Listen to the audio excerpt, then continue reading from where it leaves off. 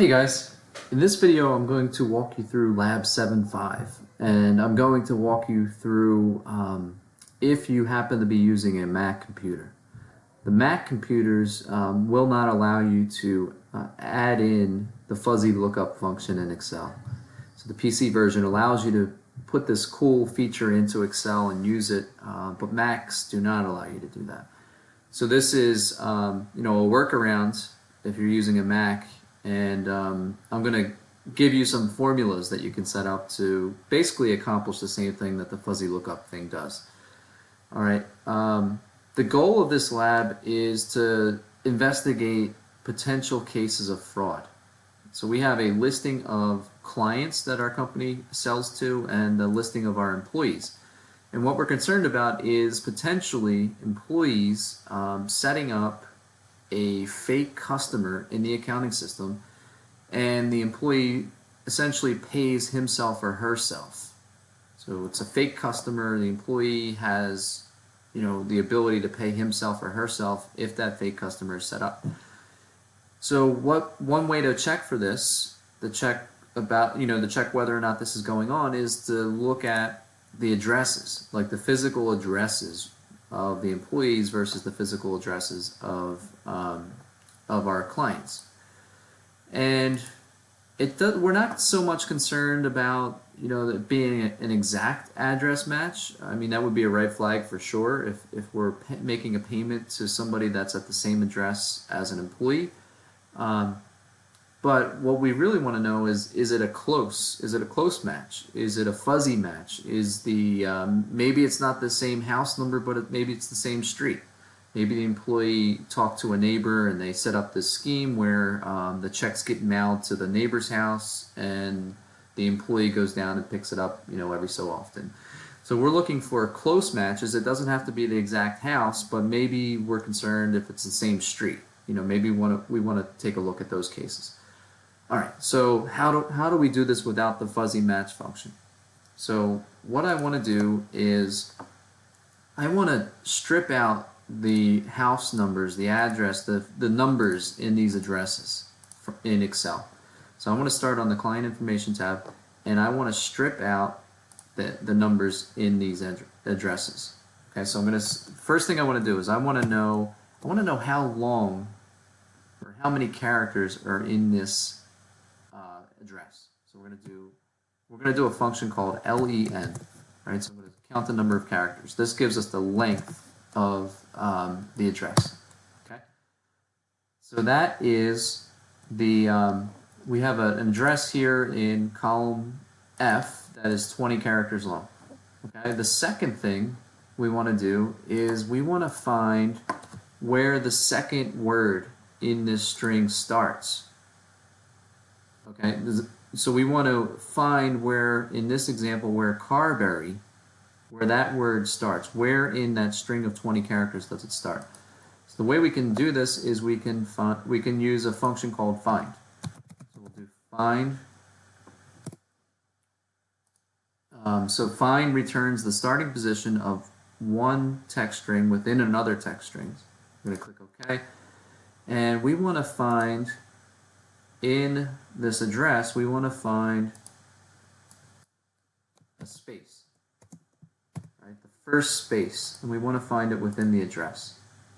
And we want to put an absolute reference on this, and we want to start at the first character, so we don't need to add anything here for start number because it automatically puts it there. Okay. So this is telling us this is a 20-character string, a 20-character variable, and the first space occurs at position 6. Okay? So we now know where the second word begins. The second word will begin, if we do +1 in this formula, the second word begins at position 7. Okay? All right. So now we have enough to begin our extraction. So we want to, from this variable, we want to pull out Carberry L. So we're going to do another function. It's called mid. And mid returns the characters from the middle of a text string, giving a starting position and length. Okay. So we're going to click OK. and we want to, from this, right, from Carberry Alley, from that cell, we want to start at position 7 because that's where our second word begins. And we want to return 20 minus 7 plus 1. Okay, so we want to, the whole variable is 20 characters long. We want to start at position 7, which would be the C, and we want to go for 20 minus 7 characters, so plus 1. So we want to include the space. So we have a space in here and we want to pick it up. All right, so we do 20 minus 7 plus 1, and that now gives us Carberry Alley. Okay, that's exactly what we wanted to do.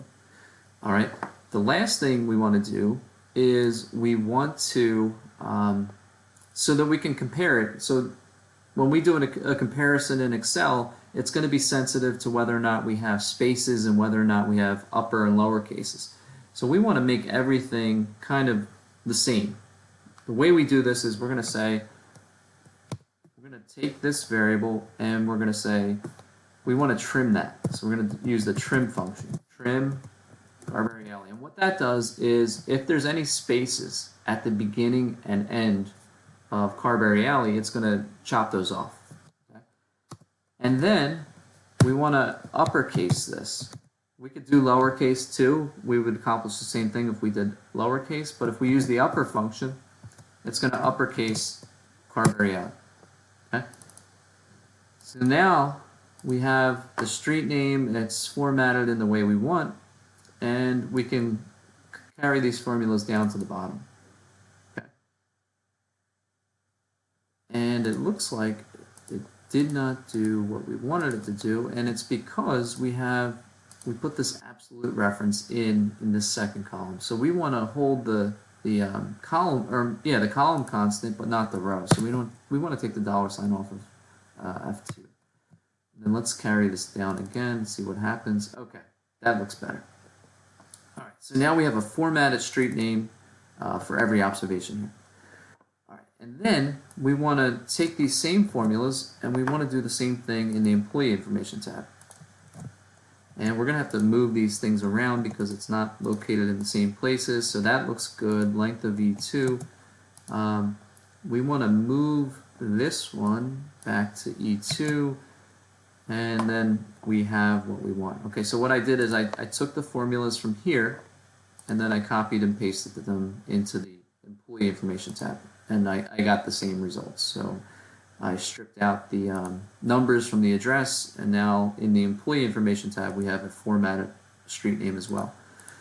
All right, so let's format these a little bit, okay, and shrink these columns so it looks a little better.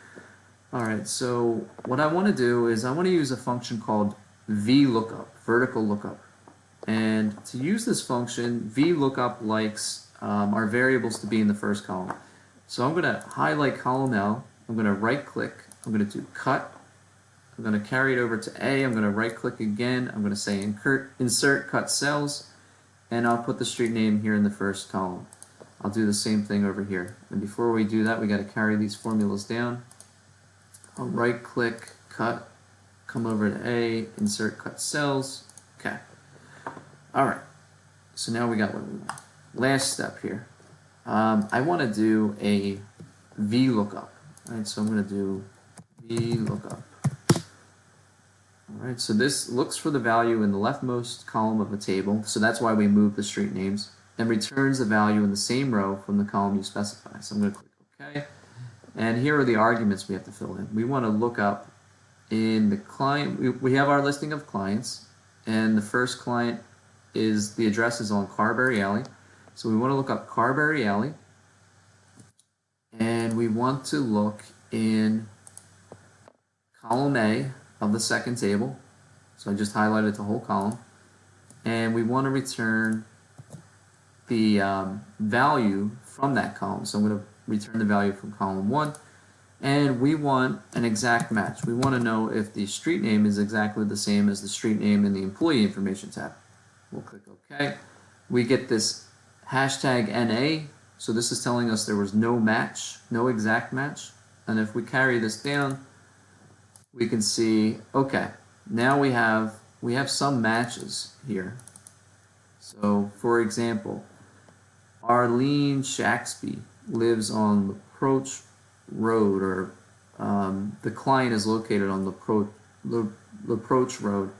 And if we look on the employee information tab, we can also see there's somebody else on the same street, and that may or may not be suspicious. We don't know.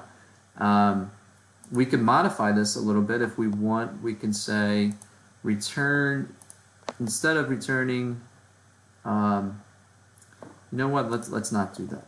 I don't want to overcomplicate things here. So then our next step would be to say, let's filter this. We're going to go data, filter, right? And then we're going to say, in this column, we don't want to see all those hashtag NAs. Okay, so we just want to look at the cases where there's matches.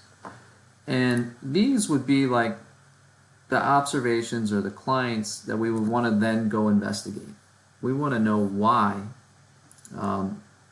our client has an address that's on the same road or street or park as one of our employees. And so these may or may not be fraudulent transactions, but they're, our matching procedure here, what we did with fuzzy matching is we kind of flagged these as something that we should investigate further. And, I'd say 9 times out of 10 or 95 times out of 100, there's some innocent explanation for why these things are so closely matched, but this is part of our investigation. We want to make sure. We're skeptical. We want to make sure that there is a valid reason for why these street names match.